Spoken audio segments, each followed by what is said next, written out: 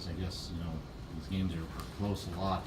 You gave yourself some chances at the end, but couldn't go at the top. We kind of talked about this, but in your mind, what was the difference, especially down the stretch in this game? I think down the stretch we were just fouling a little too much, putting them to the line, and then they made their free throws, and we just didn't make enough plays at the end of the game to get over the top. Obviously, they used a pretty short rotation with 7 guys. How do you feel like they handled, the tempo and pressure from you guys tonight? I mean, they handled it pretty well, obviously. We lost. The coach is doing a good job of calling timeouts for them, getting them win back. That's just all on us.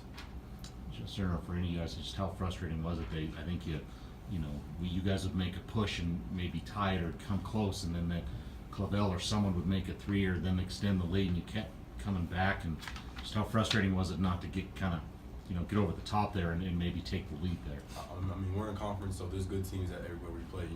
There's good players on the court. So what we need to do is just fasten on defense so those plays don't happen. Yes, I think it was about 5 minutes left. That 7-0 stretch was kind of your first run of the half. Was it up to that point in the half? What were they doing well to keep you guys from going on any extended runs? I mean, I think it was more us. Starting the first half, we just didn't come out, with enough energy defensively to get stops. I mean, there wasn't really anything offensively.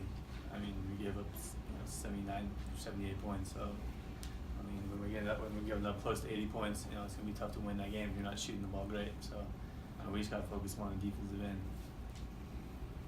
Well, you were taking the ball up. You've done that a lot. I saw you on Clavel a few times. Obviously, in Monaco, they don't have very many guys, but they're getting it done. Just how big of a challenge was it? What were those 2 guys tonight in particular? They're really the heart of their team, and they play with a lot of energy and passion. And we knew that those 2 guys were definitely going to bring it, and wanted to try to limit them. But I mean, they're great players. I mean, so much you can do. They were just ready to play today.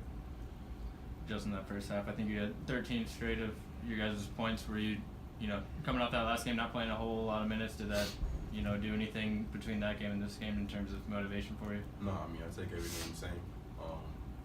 I felt hot, so I was shooting the ball, and my team was telling me to shoot the ball. But it doesn't matter if we don't come out with a win.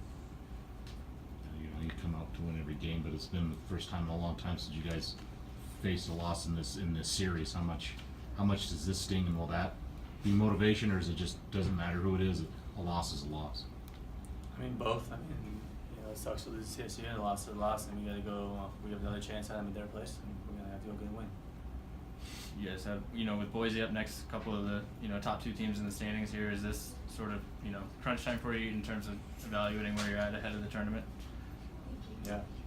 We just got to go learn from this game and try to go in Boise and definitely focus more on the defensive end, because the first game they definitely came out offensively and was scoring on all cylinders. So we got to focus on that end of the floor defensively and just get stops and play on edge.